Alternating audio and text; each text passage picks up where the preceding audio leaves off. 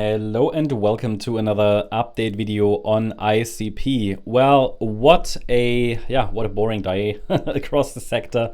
But ICP has been quite interesting over the last few days. Now we've dipped into this support region, and the question is, can ICP even reach all-time highs? I mean, if we zoom out, of course ICP could.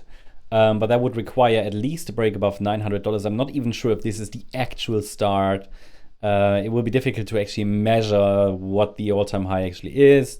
I'm sure some exchanges have different ICO prices here. But anyway, it's a lifetime downtrend. It remains a lifetime downtrend, and it is still important about this chart to be cautious, my friends. It's not a very clean chart. It's a lifetime downtrend that's now pumping. Of course there was a catalyst, but still it is, look, I mean, it's not that I'm telling you it can't go to all-time highs. Of course it can, of course.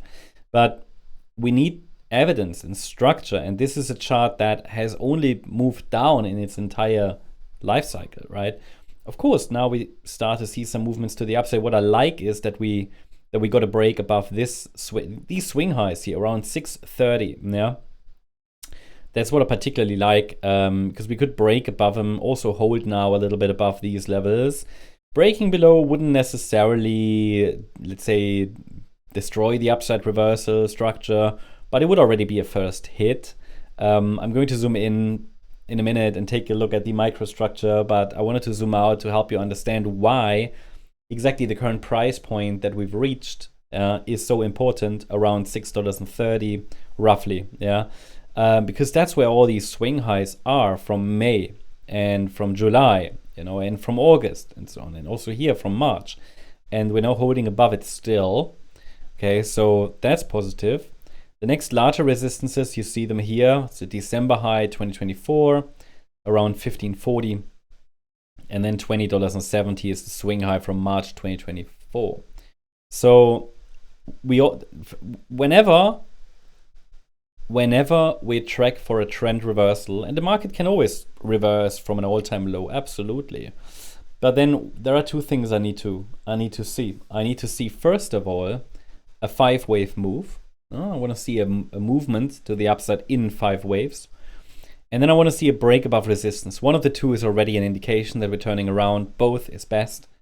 So what do we have? Well, we have a break above initial resistance, which is here, this section I just showed you. We're holding above it still, but I also want to see 5 waves. We don't have that yet. Now, if we zoom in a little bit, then we can see that the market recovered, dipped, recovered, rallied, yeah.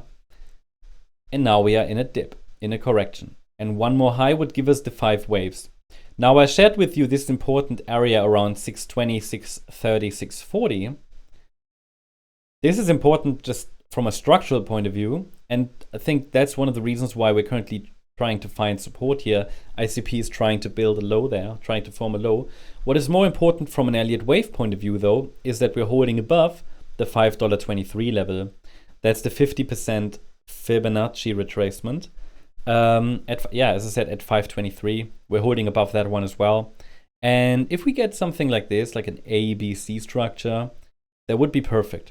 And we could go a little lower in this wave 4, but ideally the A wave finishes in the current price region, also because we've hit this, previous resistance level area, that we could now test for support.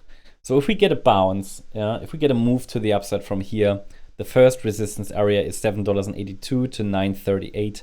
This would be our Fibonacci resistance area to watch. This will have to be adjusted a bit if the price goes a little lower, but it won't change much.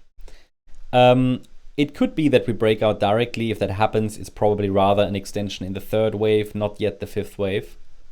I could see that happen because the 3rd wave in orange has really only reached the minimum expectation, reached the minimum expectation target for a 3rd wave. Yeah. It can always go a bit higher, but it really just hit the minimum expectation. So it can always go higher. If that happens, the next upside resistance is at around $12. Then we've got $14. But bear in mind, guys, this is only a 3-wave move up. I'm not hyped about ICP or anything. We're simply tracking structure here. And if the move down now, if this pullback, if this consolidation is a 3-wave move, which is what I've outlined here in orange, just to show you how that could unfold.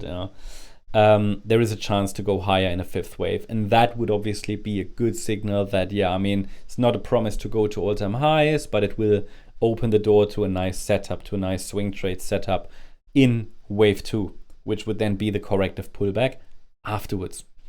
So yeah, that's the update on ICP. Hope you liked the update. If you did, please hit the like button, leave a comment, and subscribe. And if you really like the content, then please make sure you check out our membership. Also, I invite you to join us on X for additional charts, updates, news, and much more. You can find the link in the comment section. You can find additional updates here, chart updates, and all sorts of things, educational content. Check it out. Thanks so much. Bye-bye.